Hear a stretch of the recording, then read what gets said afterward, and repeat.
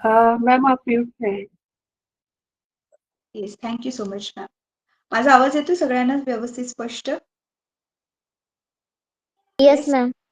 So आज आपल्याकडे जेवढे पण मुलं आहेत, आज जे की तुमचा अजून एक क्लास होता आणि बरीच मुलं थकली असतील. You people are strong.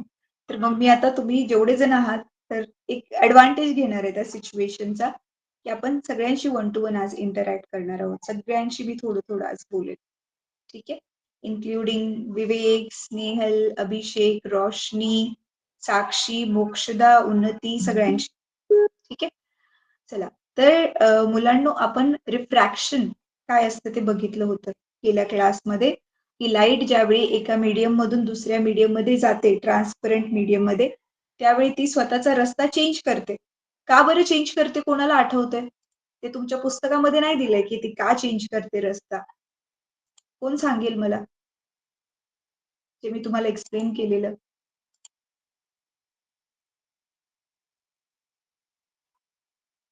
Why light is changing its path. Yes Abhishek, बोल बेटा. हे बघा, चुकलं तरी काय हरकत नाही, मी काय तुम्हाला ओरडणार पण नाही आणि मारणार पण नाही. हा, सांग बेटा. माध्यमात जाते. हा, हे तर आहेच, पण मग ती रस्ता का बदलते तिचा? तिला रस्ता बदलायची काय गरज आहे? विवेकने लास्ट टाइम थोडंसं अर्धवट आन्सर दिलेलं, मग मी त्याला अजून थोडंसं एक्सप्लेन केलेलं डिटेल, म्हणजे तुम्हा सगळ्यांनाच. मॅम, आपल्या पृथ्वीवर प्रकाशाला जेवढा वेळ लागतो ना यायला, म्हणजे प्रकाशाचा तेवढा वेळ ठरलेला असतो, की या वेळेतच आपल्याला एखाद्या पृष्ठभागाला स्पर्श करून म्हणजे एखाद्या दिशेस जायचं असतं. म्हणूनच ते त्याच वेळात ते प्रकाशाचा अंतर पूर्ण करण्यासाठी तो प्रकाश दिशा बदलतो. येस, तो शॉर्टकट घेतो. बघितलेलं ना आपण, लाईट टेक्स शॉर्टेस्ट पाथ. सगळ्यात छोट्यातले छोटा तो जेवढा घेऊ शकतो तेवढा तो घेतो, आणि मग त्याच्यामुळे मग त्याची दिशा बदलते. राईट? का बरं शॉर्टेस्ट पाथ का घेतो? कारण डेन्सर मीडियम मध्ये ट्रॅव्हल करताना त्याचं काय होतंय, स्पीड पण तर कमी होतोय ना त्याचा. स्पीड कमी झालाय आणि डिस्टन्स मात्र तेवढ्याच टायमिंग मध्ये कव्हर करायचंय. म्हणून मग काय करतो तो, टायमिंग तर वाढवू नाही शकत, म्हणून डिस्टन्स कमी करण्यासाठी मग तो शॉर्टकट घेतो. येस, तर हे आपण लास्ट क्लासमध्ये बघितलेलं व्हॉट इज रिफ्रॅक्शन. आता तुम्हाला माहितीये मुलांनो, हा चॅप्टर मी म्हटलेलं जसं की हा चॅप्टर खूप कलरफुल आहे. सो यु नो, ह्या चॅप्टर मध्ये आपण रिफ्रॅक्शन कुठे कुठे घडतंय, आपल्या आसपास ते ऑलरेडी घडतंय ते आपण बघणार आहोत. एक तर बघा, तुम्ही कधी नोट केलं असेल तर असं करून बघू शकता तुम्ही. तुमच्या घरी काचेचं एखादं भांड असेल बघा, ग्लास वगैरे असेल ज्यूस घेण्यासाठी, त्याच्यामध्ये अर्ध पाणी भरा आणि त्याच्यामध्ये एक पेन्सिल किंवा पेन ठेवा. तर साईडने बघायचं त्याला, असं समोर ग्लास ठेवून साईडने बघायचं, वरतून नाही बघायचं, साईडने बघायचं. तर तुम्हाला ना असा भास होईल, अरे पेन्सिल पेन तुटला की काय. जिथे पाण्याची लेवल आहे ना, तिथून ते पेन्सिल किंवा पेन वाकडा दिसतो आपल्याला, तुटल्यासारखा, वाकल्यासारखा दिसतो तो. तर ते काय आहे, रिफ्रॅक्शन आहे. तुम्हाला माहितीये, रात्री तारे कोणाकोणाला बघायला आवडतं? हात वर करा. कोणाकोणाला रात्रीचे तारे बघायला खूप आवडतं? असं कोणच नसेल ऍक्च्युली ज्याला आवडत नाही. तर तुम्हाला माहितीये, आपल्याला ते लुकलुकणारे तारे अजून जास्त अट्रॅक्ट करतात आहे ना, जास्त छान वाटतात. पण तुम्हाला माहितीये का, तारे खरं खरं लुकलुकतच नसतात. तारे खरं खरं तर लुकलुकतच नसतात. मग काय होत असतं, ते प्रकाशाच्या अपवर्तनामुळे आपल्याला तसं होतं. आपल्याला तसा भास होतो की तारा लुकलुकतोय. आता तिथे पण हे refraction of light is involved. त्याच्यानंतर ना अजून एक मोठी घटना. मुलांनो, आठवा जरा, सकाळच्या वेळी तुम्ही लाल लाल ऑरेंज ऑरेंज सूर्य बघितलाय, आणि दुपारच्या वेळी भर उन्हामध्ये त्यावेळी पण तुम्ही सूर्याला बघितलं असेल, असं इनडिरेक्टली का होईना. सूर्याच्या आकारामधला फरक कधी नोट केलाय तुम्ही? सूर्य मोठा कधी दिसतो आणि लहान कधी दिसतो, सांगा बरं. हा अभिषेक, बोल बेटा.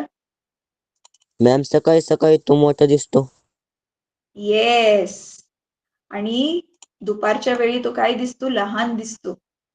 आता तुम्हाला वाटते की खरं खरं सूर्य त्याचा आकार बदलत असेल?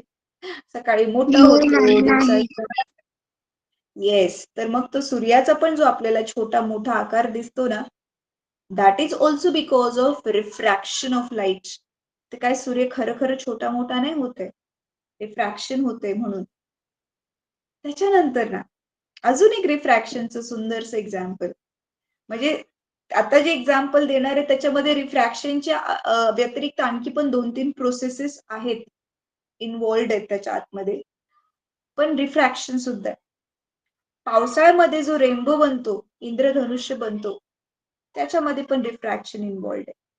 सो वी कॅन सी आपला हा जो लाईट चॅप्टर आहे, तो सगळं आपल्या अवतीभोवती नुसतं घडतच आहे. आणि आज आपण त्याचं नक्की काय काय चाललंय ते सगळं आपण समजून घेणार आहोत. ठीक आहे. तर चला आता मला रिफ्रॅक्शन ऑफ लाईटची डेफिनेशन कोण सांगेल का? लास्ट टाइम पुस्तकामध्ये मी तुम्हाला मार्क करून दिलेली. कोणी डेफिनेशन सांगेल का मला रिफ्रॅक्शन ऑफ लाईटची? मॅम मी सांगू? हा सांग बेटा. प्रकाश एका पारदर्शक माध्यमातून दुसऱ्या पारदर्शक माध्यमात जाताना त्याच्या मार्गक्रमणाची दिशा बदलते. यालाच प्रकाशाचे अपवर्तन म्हणतात. Very good. Vivek, you want to tell me in English or any other child from English medium? Unnati, Tanya is not here. Yes, ma'am. Yeah, Light please. changes direction when going from one transparent medium to another transparent medium. This is called refraction of light. Yes, very good. ठीक आहे. आणखी कोणाला सांगायचं? Example. Ma'am मी सांगू का? हा सांग बेटा. एका पारदर्शक माध्यमातून दुसऱ्या पारदर्शक माध्यमात जाताना मार्गक्रमणाची दिशा बदलते. ठीक आहे. गुड. अच्छा. तर चला आता आपण पुढच्या टॉपिक वरती जाऊया. टेक्स्टबुक मध्ये बघून मला जरा सांगा तुमचा पुढचा टॉपिक काय दाखवतोय?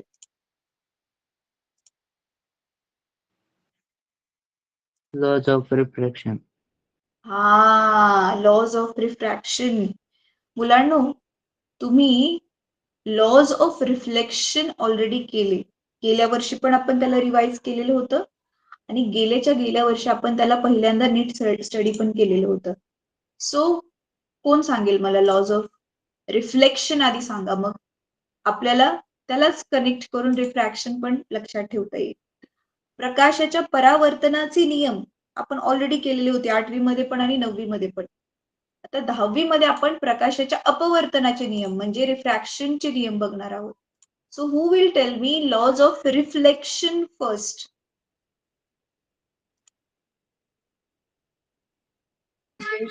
मॅम आपाती कोन आणि परावर्तित कोन स्तंभिकेच्या विरुद्ध बाजूस असतात. आणि मॅम आपाती किरण आणि परावर्तित किरण समान मापाचे असतात. किरण की आपाती कोन बेटा? आपाती कोन. हा, व्हेरी गुड. आपाती कोन आणि परावर्तित कोन हे समान मापाचे असतात. I is equal to angle R. Very good. अजून एक होता. आपत्ती किरण अपवर्तित किरण व स्तंभिका एकाच प्रतलात असतात. Yes, very good. कोणी सांगितले हे आन्सर? अभिषेक जाधव. अभिषेकने सांगितलं. ठीक आहे बेटा, ठीक आहे. चला, ठीक आहे. आता आपण मग तसंच तिथे कसं लाईट बाउन्स बॅक होते, परावर्तित होते, पण अशी ती कुठे पण इकडून तिकडून परावर्तित नाही होत. तर तिथे कसा नियम आहे तसे इथे पण लाईट तिचा रस्ता बदलते, पण अशी ती इकडे जाईल तिकडे जाईल कुठे पण जाईल असं नाहीये. त्याच्यासाठी पण एक नियम आहे. ठीक आहे. तर ते नियम आज आपण शिकणार आहोत. तर माझं झालंय आता लॅपटॉप चालू, मी स्विच करते. फायनली चालू झालं. मला वाटलं आजचा क्लास होतोय की नाही. अच्छा. तर मुलांनो, इथे जो लाईट रे पडताना जो अँगल बनतो ती त्या दिवशी आपण बघा सगळी नावं लिहून घेतलेली होती. अँगल ऑफ इन्सिडेन्स वगैरे सगळं काय असतं ते. थांबा एक मिनिट.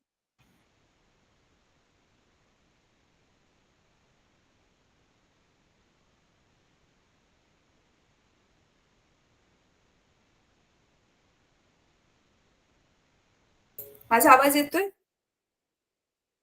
हो मॅम. ठीक.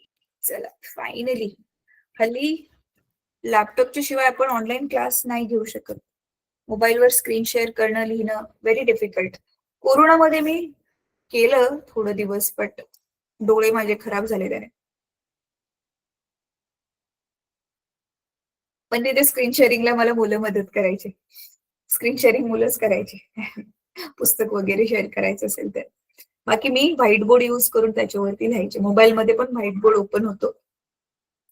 बरं चला, तर आधी आपण मी हे नियम समजून घेऊयात. आधी थांबा, एंटायर स्क्रीनच शेअर करते तुमचं.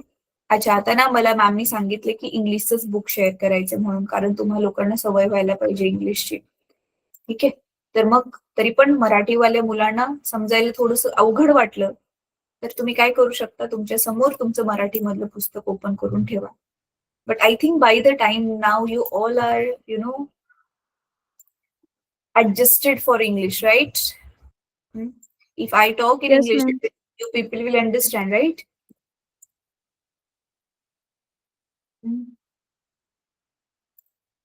Chala, I'm sharing the screen.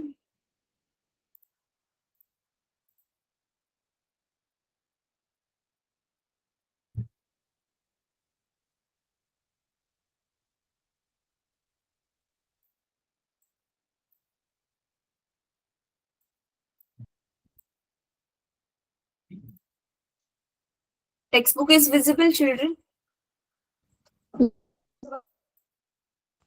Yes, ma'am. Yes, ma'am. Okay, great. So, the refraction of light, हे ग्लास लॅब वगैरे हे सगळं आपण केलं. Laws of refraction. आता इथे हा वाला जो टॉपिक आहे ना ह्याच्यानंतर, refractive index, this is also very very important. तर इथे लॉज ऑफ रिफ्रॅक्शन मध्ये पहिला लॉ तर सेमच आहे मुलांना, जो रिफ्लेक्शन मध्ये होता तोच. काय होता आपला, incident ray, reflected ray and normal all lie in the same plane. बरोबर आहे. आपाती किरण, परावर्तित किरण आणि संविगा एकाच प्रतलात असतात. हा पण सेमच आहे बघा, incident ray and refracted ray at the point of incidence. At the point of incidence म्हणजे कुठे घटना घडते, कुठे तो किरण जाऊन टच करतो ह्या सरफेसला, ह्या सीमेला, त्याला म्हणतात पॉइंट ऑफ इन्सिडन्स. इन्सिडन्स म्हणजे प्रकाश किरण टच करण्याची घटना कुठे घडली, म्हणून त्याला पॉइंट ऑफ इन्सिडन्स म्हणतात, इन्सिडन्सचा बिंदू. So incident ray and refracted ray at the point of incidence and are on opposite sides of the normal to the surface of the slab at that point. तर तुम्ही बघू शकता opposite साइडला आहे, ही लेफ्टला आहे निळावाला, राईटला आहे हा पिंकवाला. तर हा सेमच होता तिकडे पण, साक्षीने पहिला नियम सांगितलेला हा सेमच नियम होता तिथे पण, right. Lie on opposite sides, विरुद्ध बाजूला असतात त्या स्तंभिकेच्या.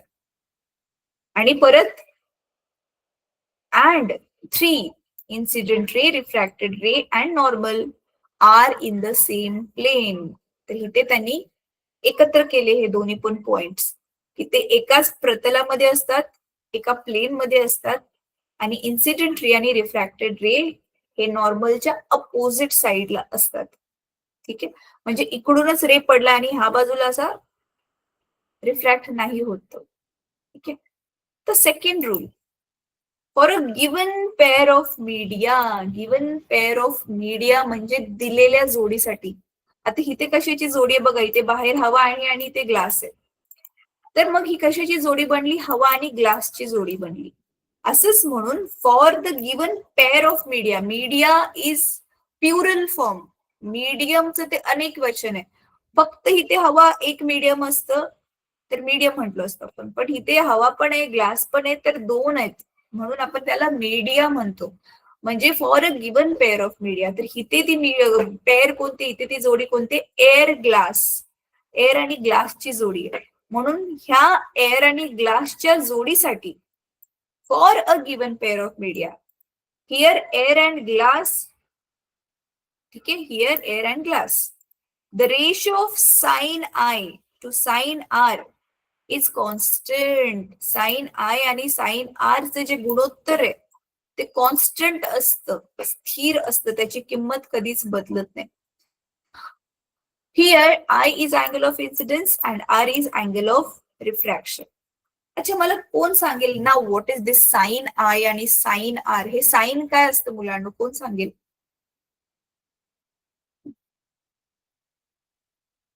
सांगा ना, साइन काय आहे बेटा? डायरेक्ट बोलला तर, कारण मी दुसऱ्या स्क्रीनवर आहे ना, कोणी हँड रेज केलं मला दिसत. Side upon hypotenuse. हा, म्हणजे साइन आय आणि साइन आर हे ट्रिग्नोमेट्रिक रेशोज आहेत, राईट? ट्रिग्नोमेट्री झाला तुमचा धडा शिकून? Yes ma'am. Yes ma'am. त्रिकोणमिती, ठीक आहे, मग मला जास्त डिटेल मध्ये सांगायची गरज नाही तुम्हाला. तर मग काय सांगितलं त्यांनी की दिलेल्या जोडीसाठी जेवढा साइन आय असेल, म्हणजे आयचं साइन रेशो जेवढा आपण घेईल, त्याला आरच्या साइनच्या रेशोने आपण डिवाइड केलं तर त्या दोघांचा आन्सर जे येणार आहे ते नेहमीच कॉन्स्टंटच असेल. कळते? ठीक आहे. आता ह्याला मी तुम्हाला व्हाईट बोर्ड वरती एक्सप्लेन करते. बघा, हे खूप इंटरेस्टिंग आहे मुलांनो. आणि आता मी जे शिकवणार आहे तुम्हाला त्याच्यावरती गणित पण येतात एक्झाम मध्ये. बघा, ह्याला आपण असं समजून घेऊया. आता आपण पहिला नियम तर सोपा आहे, काय सांगायची जास्त गरजच नाही. काय होता आपला पहिला नियम की इन्सिडेंट, अँगल ऑफ इन्सिडेंस आणि अँगल ऑफ रिफ्रॅक्शन हे नॉर्मलच्या अपोजिट साइडला असतात, राईट? तो आपला पहिला नियम होता. पुढचा नियम काय होता, म्हणजे त्याच्यामध्ये दुसरा पार्ट काय दिलेला होता? इन्सिडेंट रे, रिफ्रॅक्टेड रे आणि normal all lie in the same plane, right? आता त्याच्या पुढचा जो सेकंड नियम आहे तो त्याला मला तुम्हाला थोडंसं एक्सप्लेन करायचंय.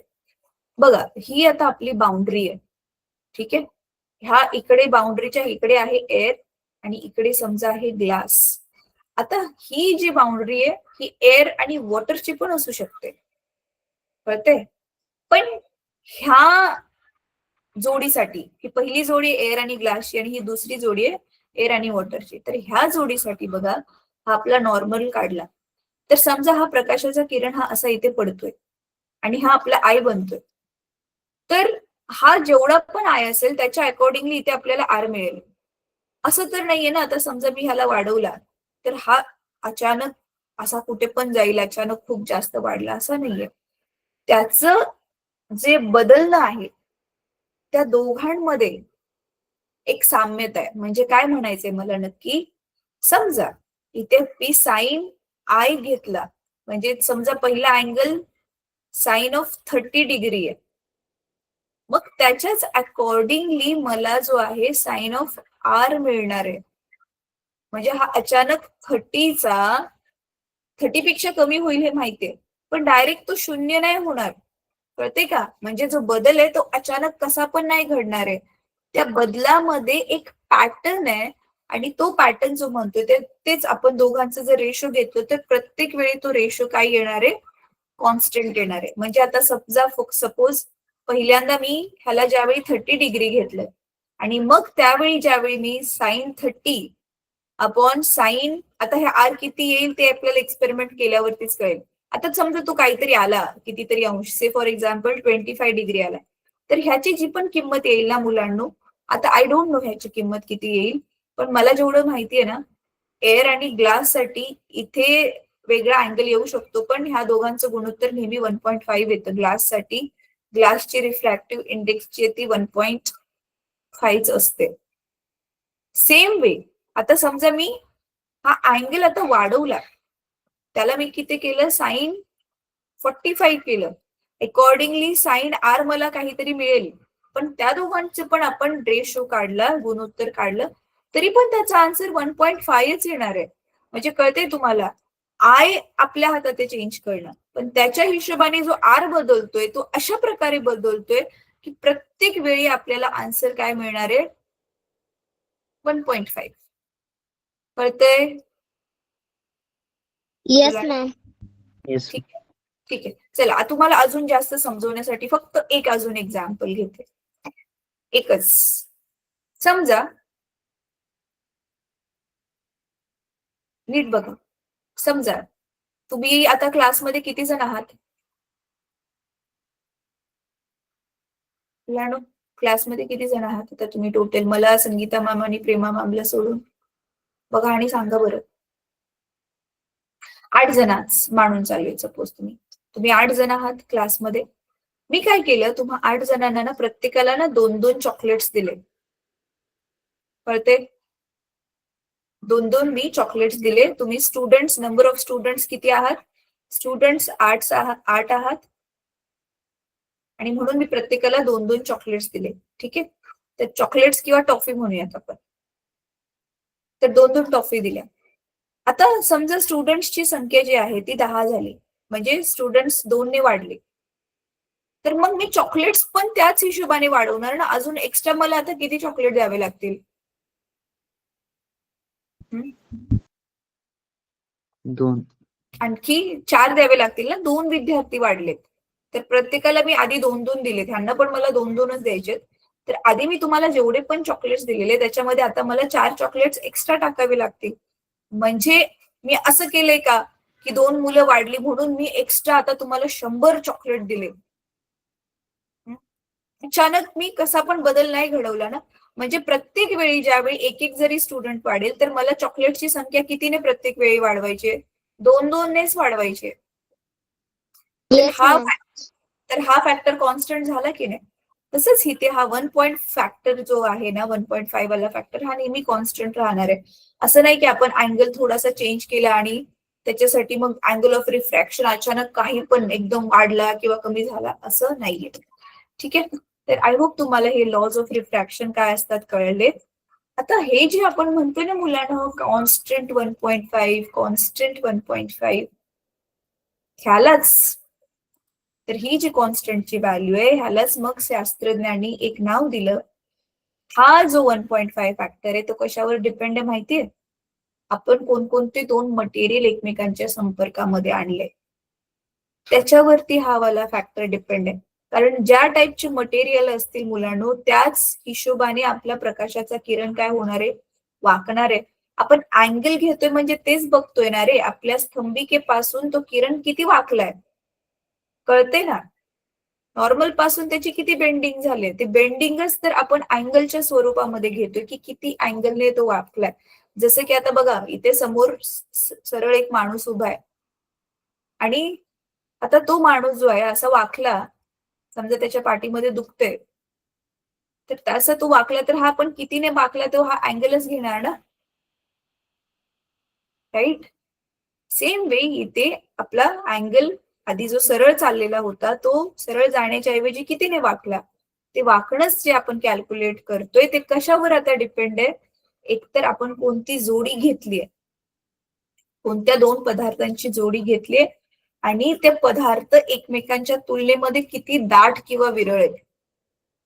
आठवते ना? डेन्सर मटेरियल आहे, रेअरर मटेरियल आहे, कसं वालं मटेरियल आहे त्याच्यावरती डिपेंड आहे. आता बघा, डेन्सर मटेरियल असेल तर जास्त वाकेल, थोडस कमी डेन्स मटेरियल असेल तर तो कमी वाकेल, राईट? तर मग हे जो 1.5 वाला फॅक्टर होता तो नेहमी कॉन्स्टंटच राहणार आहे. म्हणजे आपला हा साइन आय भागिले साइन आर चा जो रेशो आहे, जे गुणोत्तर आहे ते नेहमीच कॉन्स्टंट राहणार आहे. आणि मग ह्यालाच शास्त्रज्ञांनी नाव दिलेलं आहे रिफ्रॅक्टिव्ह इंडेक्स. बघा, रिफ्रॅक्टिव्ह इंडेक्स मराठीमध्ये याला काय नाव दिले बेटा? अपवर्तनांक. हो मॅम. येस, अपवर्तनांक. म्हणजे काय नक्की?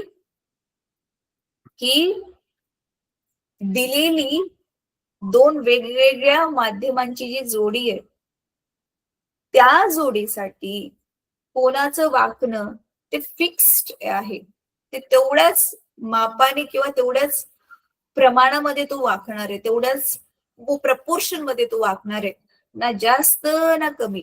म्हणून मग ह्याला नाव देण्यात आलं, त्यांच्या गुणोत्तराचं जी व्हॅल्यू आपल्याला कॉन्स्टंट मिळते त्याला नाव देण्यात आलं, हेच एन म्हणजे रिफ्रॅक्टिव्ह इंडेक्स. तर रिफ्रॅक्टिव्ह इंडेक्स काय असते? रिफ्रॅक्टिव्ह इंडेक्स तुम्ही म्हणू शकता मुलांनो, आपल्याला रिफ्रॅक्टिव्ह इंडेक्स वरून, लक्षात घ्या, आपल्याला रिफ्रॅक्टिव्ह इंडेक्स वरून ती वस्तू, जी पण वस्तू आपण घेतोय त्याच्यातून किती अपवर्तन होते प्रकाशाचं त्याची कल्पना लागते. से फॉर एक्झाम्पल, आता आपण जर समजा इथे ना हवा घेतली मुलांना, बघा ही आपली बाउंड्री आहे,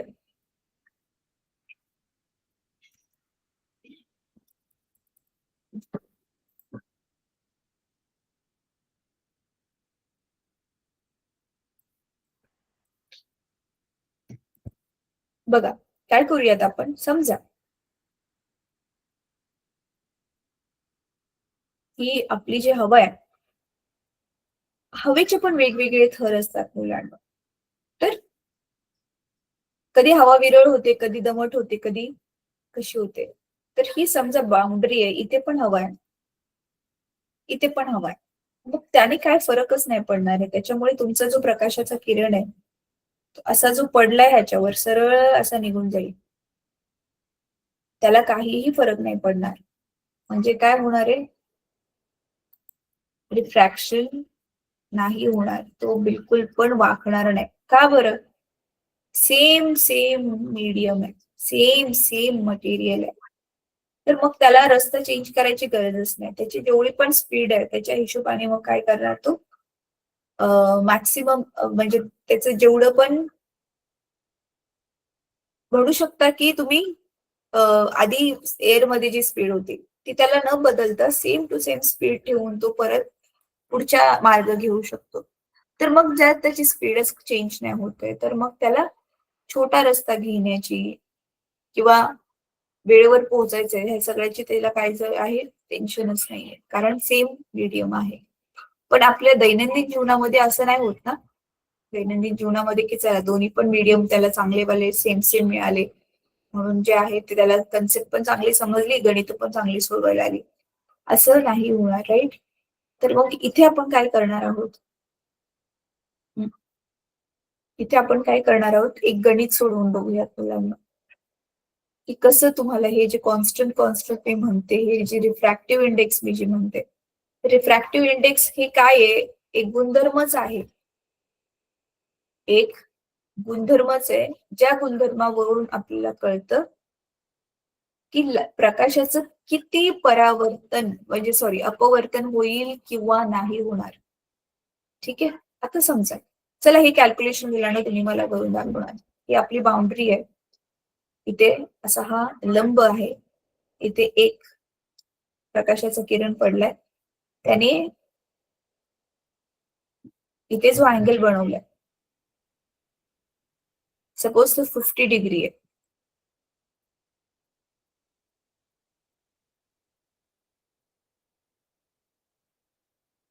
रिफ्रॅक्ट झाला हा इथला वाला जो अँगल आहे आर, तर हा आर मला माहिती नाही, आपल्याला काढायचा आहे. आणि समजा ही जी जोडी आहे एअर आणि ग्लास, तर एअर मधून हवा ग्लास मध्ये जाताना आपण नोट केलं की जी डेन्सिटी आहे मूलद्रव्याची किंवा पदार्थाची, तर एअर मधून ग्लास मध्ये जाताना तर आपल्याला आर माहिती नाहीये, पण ग्लासची रिफ्रॅक्टिव्ह इंडेक्स म्हणजे जी कॉन्स्टंट व्हॅल्यू 1.5 आहे ती आपल्याला माहिती आहे. तर आता तुम्हाला आर काढायचंय, तर कसं काढणार? साइन आय भागिले साइन आर. तर साइन आय ची किंमत माहिती आहे, आर ची पण किंमत तुम्हाला आता ऑलरेडी माहिती पडते. तर चला करा बरं आणि बघूयात कोण सॉल्व्ह करू शकते. मी फक्त व्हाईट बोर्ड तुम्हाला दाखवते म्हणजे तुम्ही पण मला दिसाल की तुम्ही नक्की काय करताय.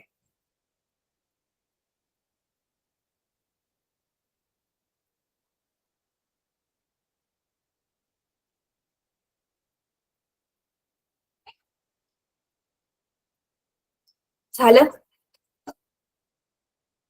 फॉर्म्युला मी ऑलरेडी सांगितलंय, sine i upon sine r is equal to constant, आणि इथे ते कॉन्स्टंटची प्राइस दिलेली आहे 1.5. तर थांबा मी इकडच्या बाजूला लिहिते.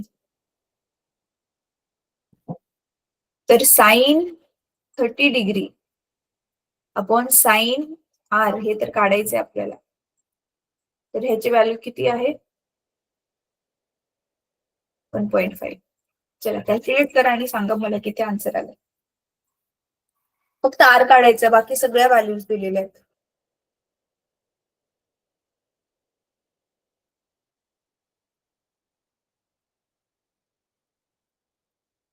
एवढा वेळ कोण सांगेल?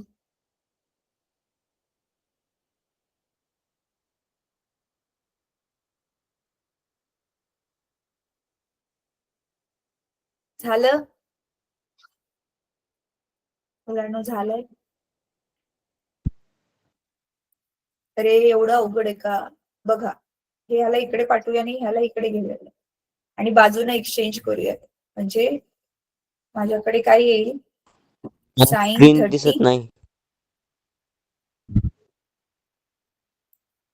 अरे एवढा वेळ मग सांगायचं की नाही मुलांना? हा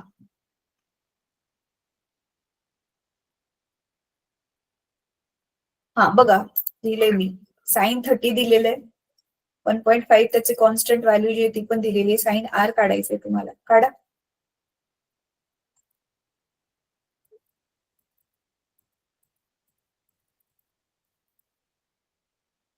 तर बघा 1.5 ला इकडे घेऊयात आणि आर ला तिकडे घेऊयात.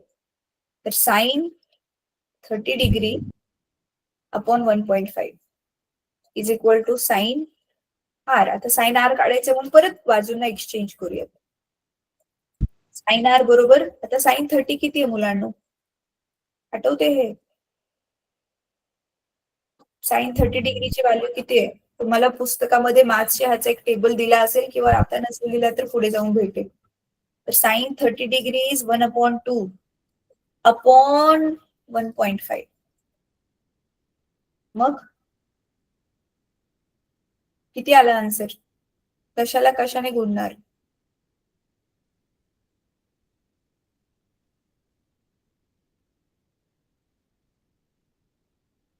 सो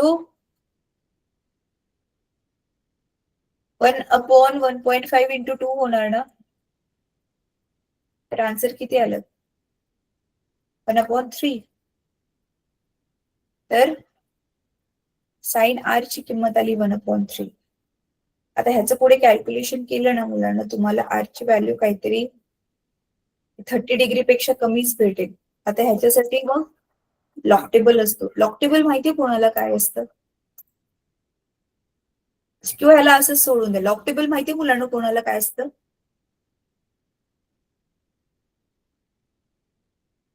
कोणाला माहितीये लॉग टेबल काय असतं? हँड रेज करा. ऍटलीस्ट कमीत कमी माहिती आहे की हा असं काहीतरी असतं लॉग टेबल. माझा आवाज येतोय सगळ्यांना मुलांना? कोणालाच नाही माहिती? अच्छा, कोणाला नाही माहिती लॉग टेबल काय असतं? हात वर करा. मॅडम नाही माहिती. ओके, ठीक आहे. ते लॉग टेबल बद्दल तुम्हाला पुढे जाऊन माहिती पडेल. तर आता रिफ्रॅक्टिव्ह इंडेक्स काय असते मुलांना? ती पदार्थाचीच क्वालिटी आहे, प्रॉपर्टी आहे, ज्याला वापरून आपल्याला कळतं की त्या पदार्थामधून लाईट किती बेंड होईल, किती वाकेल. ठीक आहे, त्यालाच आपण रिफ्रॅक्टिव्ह इंडेक्स असे म्हणतो. ठीक आहे, आता इथे जसं की बघा, तुम्हाला स्क्रीन दाखवते मी. हा टेबल बघून तुम्ही स्वतः मला आता काही उत्तरं द्या, मी काही प्रश्न विचारते.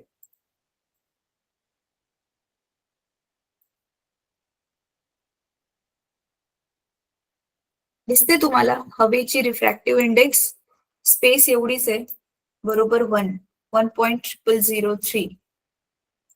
सगळ्यात जास्त बघा मुलांना कोणाची रिफ्रॅक्टिव्ह इंडेक्स दिसते तुम्हाला? हिरा. Can you see this? Diamond. Yes, ह्याचा अर्थ डायमंड मध्ये लाईट सगळ्यात जास्त वाकते. आणि तुम्हाला माहिती असेल ना, डायमंड लवकर तुटत पण आहे मुलांना. डायमंड तोडण्यासाठी पण खूप कडक असतो.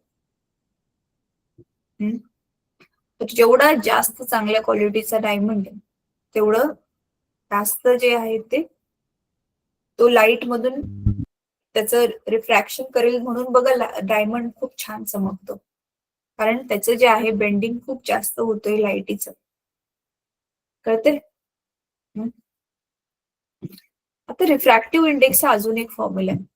रिफ्रॅक्टिव्ह इंडेक्स एकतर आपण किती अँगल बेंड होतोय त्याच्या हिशोबाने पण काढू शकतो, आणि दुसरं आपण बघितलं ना, लाईट मुळात बेंडच का होते, तिचा स्पीड किंवा म्हणा वेलॉसिटी चेंज होते एका मीडियम मधून दुसऱ्या मीडियम मध्ये. मग रिफ्रॅक्टिव्ह इंडेक्स आपण ह्या फॉर्म्युलाने पण काढू शकतो. Velocity of light in medium 1 medium मध्ये असताना त्याची किती वेलॉसिटी होती, आणि इथे velocity of light in medium 2. कळलं? हे फॉर्म्युलाज जे आहेत ते आपल्याला एक्झाम मध्ये, आता इथे बघा काय आलं,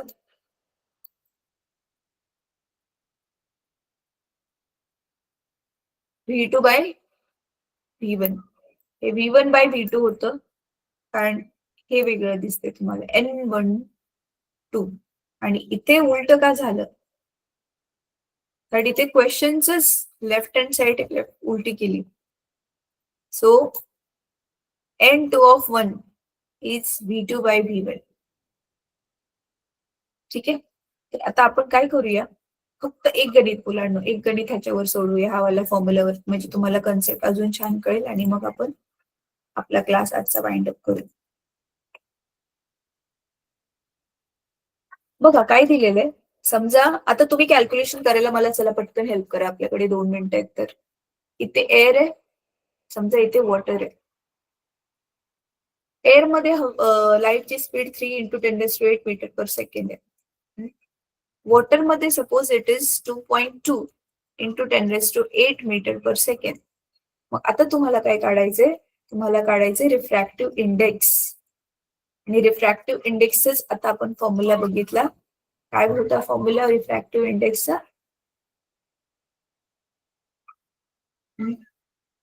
तर जस्ट आपण बघितलं रिफ्रॅक्टिव्ह इंडेक्स N आहे, त्याचा फॉर्म्युला आहे V1 बाय V2. आणि हे लिहिताना कसं लिहितात माहिती, हे मुलांना फर्स्ट मीडियम आहे ना, आणि हे सेकंड मीडियम आहे, तर आपण काढताना रिफ्रॅक्टिव्ह इंडेक्स सेकंड मीडियमचे काढत असतो फर्स्ट मीडियमच्या तुलनेमध्ये. So that's why it is refractive index of second medium with respect to first medium. First मीडियमच्या तुलनेत लाईट किती बेंड होते. सो त्याचा फॉर्म्युला आहे V1 bye V2. So V1 is 3 × 10⁸. V2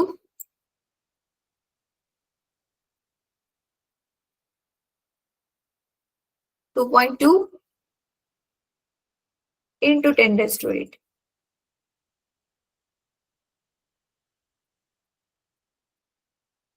so सांगा मला रिफ्रॅक्टिव्ह इंडेक्स आता किती, कॅल्क्युलेशन करा आणि सांगा. सगळंच तुमच्या समोर केलेलं आहे मी.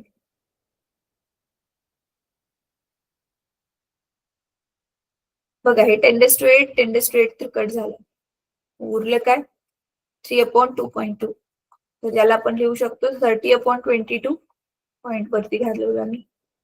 मग आता तर इझी सोपं आहे ते करायला. हे तरी पण डिफिकल्ट वाटत असेल तर आधी 2 ने भागा, परत 5 ने भागा, स्मॉलेस्ट फॉर्म मध्ये त्याला घेऊन येऊन या. चला सॉल्व्ह करा आणि हे सांगा मुलांना मला किती येईल उत्तर. रिफ्रॅक्टिव्ह इंडेक्स किती येईल.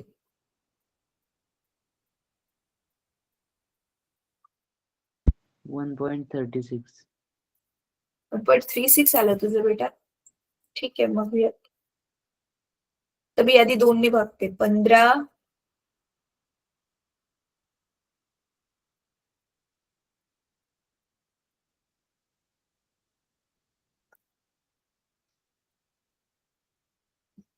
15 2 30 नाही, बे 15 30 आणि बे येस. तर करून बघा आता इथे परत एकदा. 15ला 1 ने भागितलं, 11 × 11,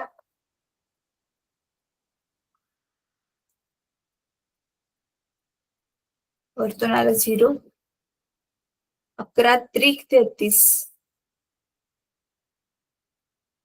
परत किती उरतील 7. असं करत करत तुमचा आन्सर मुलांनो 13 पॉइंट समथिंग येते. Refractive index 13 point. आता रिफ्रॅक्टिव्ह इंडेक्स ही दोन सिमिलर क्वांटिटीचाच रेशो आहे. वरती पण वेलॉसिटी, खाली पण वेलॉसिटी किंवा स्पीड सेमच आहेत क्वांटिटी, म्हणून त्यांची जी युनिट्स एकमेकांना कट करून टाकतात आणि मग त्यांचा जो खरा जो वारिसदार असतो त्याला ती प्रॉपर्टी मिळते. कळते का? Yes, ma'am. तर सेम वे इथे तुम्ही तशी रिफ्रॅक्टिव्ह इंडेक्स काढू शकता. चला, तर आता मी होमवर्क देते मुलांना तुम्हाला.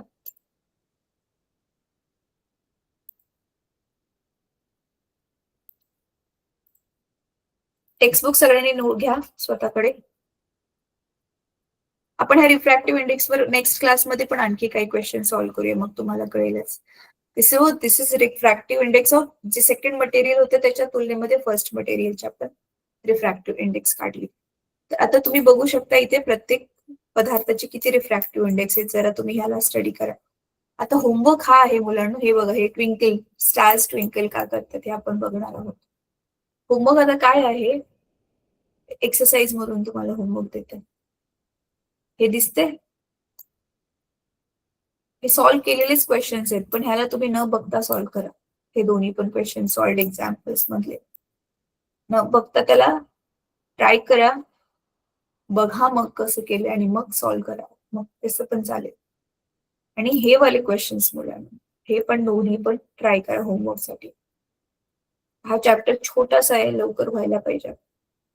Noted what is the homework children? Have you noted down?